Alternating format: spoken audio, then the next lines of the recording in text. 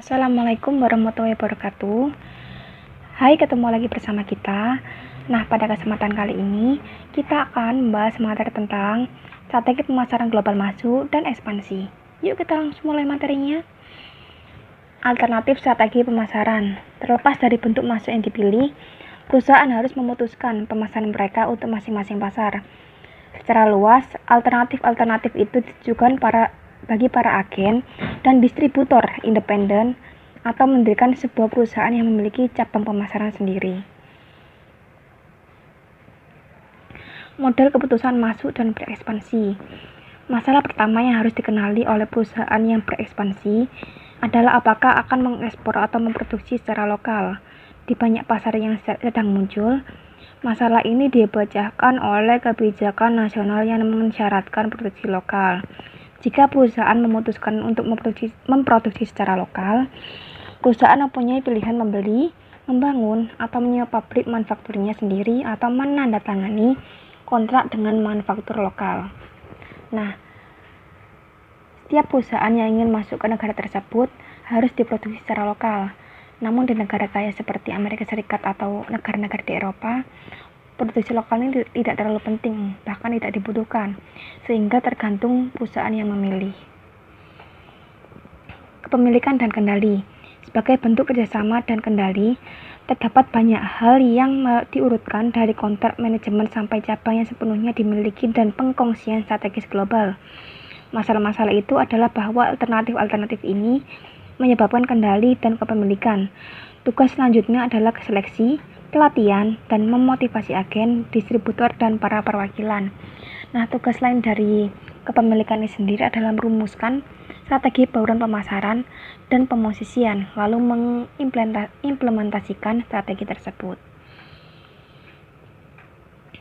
Lisensi dapat didefinisikan sebagai perjanjian kontraktual di mana satu perusahaan atau pemberi lisensi membuat aset tersedia bagi perusahaan lain atau penerima lisensi dengan memberi atau membayar royalti, biaya lisensi, atau beberapa bentuk kompensasi lainnya.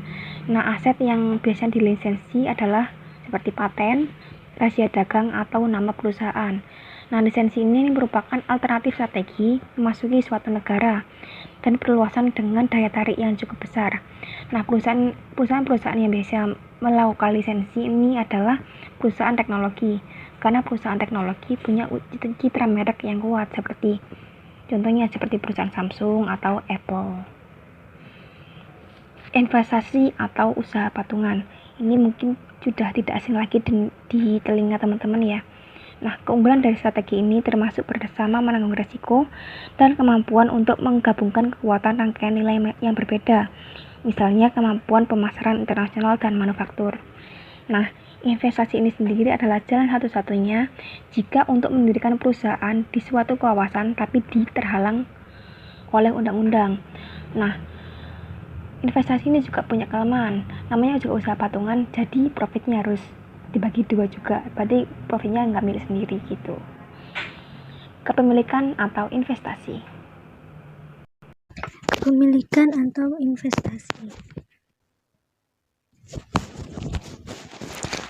Nah, ini setelah perusahaan memperoleh pengalaman di luar negara asal melalui ekspor atau lisensi atau usaha patungan. Nah, ini waktunya bagi perusahaan dengan berusaha apabila bentuk partisipasi yang lebih luas di pasar global yang diinginkan. Nah, keinginan untuk kendali dan kepemilikan atas operasi di luar negara asal mendorong keputusan untuk berinvestasi. Sehingga kepemilikan sepenuhnya dapat memberikan keunggulan tambahan berupa penghindaran masalah komunikasi dan konflik kepentingan yang mungkin muncul dalam usaha patungan atau mitra produksi bersama, sedangkan akuisisi masih menimbulkan tugas penuh tuntutan dan tantangannya mengintegrasikan perusahaan yang dibeli ke dalam organisasi dunia dan koordinasi kegiatan. Investasi di negara berkembang. Investasi di negara-negara berkembang tumbuh dengan cepat di tahun 90. Daya tarik perkembangan perekonomian ini adalah pertumbuhannya yang cepat, perluasan daya beli, dan perluasan pasar. Arus investasi yang besar ditunjukkan terhadap munculnya pasar-pasar di Asia, Amerika Timur Tengah, dan Afrika. Investasi asing bisa dibentuk dalam saham minoritas atau mayoritas dalam usaha patungan. Nah, kepemilikan ini seperti dalam kasusnya Sandoz dan Gerber yang mengakuisisi sekaligus. Perusahaan dapat memilih untuk menggunakan kombinasi dari strategi masuk ini dengan mengakuisisi satu perusahaan, membeli kepemilikan ekuitas di perusahaan lain, dan mengoperasikan usaha patungan dengan pihak ketiga. Seperti contohnya, di tahun-tahun belakangan ini, UPS telah mengakuisisi lebih dari 16 perusahaan di Eropa dan juga memperluas pusat-pusat transportasinya.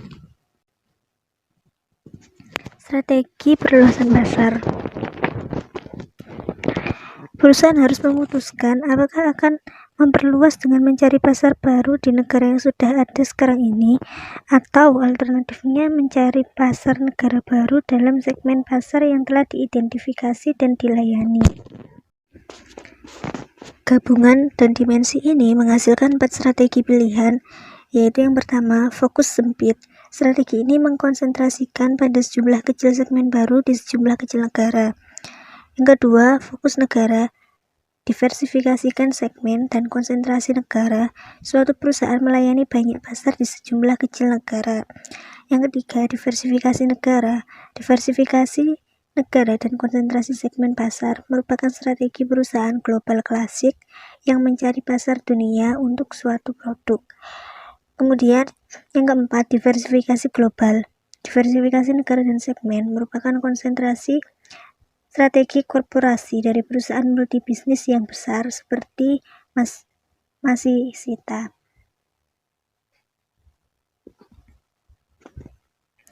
Strategi alternatif, model tahap-tahap perkembangan.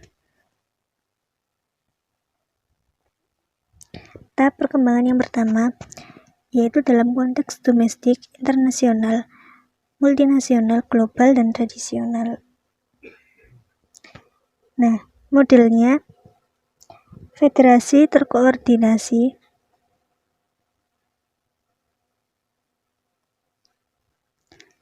federasi terdesentralisasi, lingkaran terdesentralisasi, dan jaringan terintegrasi.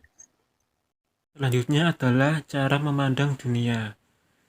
Jadi yang pertama adalah pada negara sendiri, yang kedua perluasan pasar, lalu pasar nasional, dan pasar atau sumber global.